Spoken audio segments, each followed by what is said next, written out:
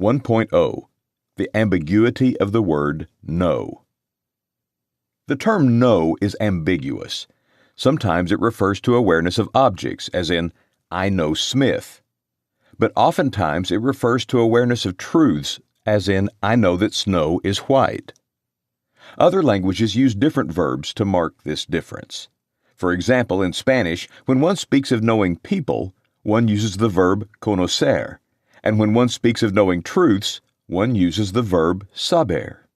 German also uses different words to mark this distinction: kennen for knowing people, and wissen for knowing truths. Russian does not. It is like English and uses one verb, znat, for awareness of both people and truths. This last fact is suggestive.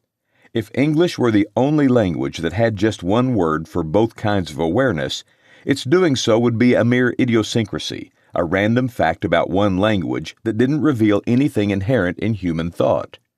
But the fact that other languages do the same thing suggests that there is a general tendency not to distinguish these two very different kinds of knowledge. We will find that, in fact, this tendency of ours has a solid epistemological basis and is therefore not a logical faux pas. However counterintuitive it may seem, knowledge of people is, we will find, knowledge of truths.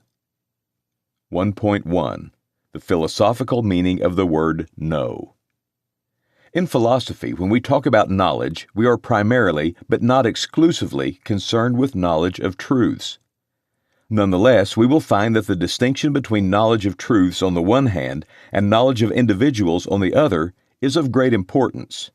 We will find later that the word know is actually ambiguous in additional ways. For example, psychologists and philosophers often talk about procedural knowledge.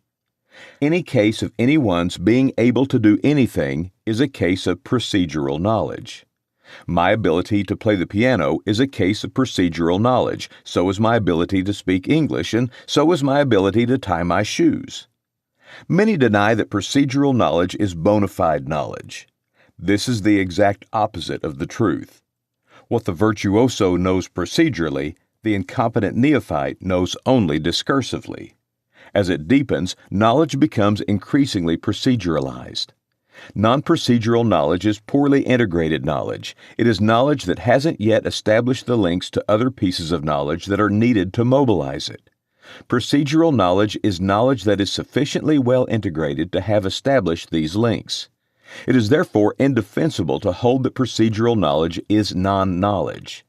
We'll say more about this in section 9.3. We'll find that the word know has meanings additional to those already discussed. But for the time being, when the word know is used, assume that it is referring to knowledge of truths unless there is an explicit indication to the contrary.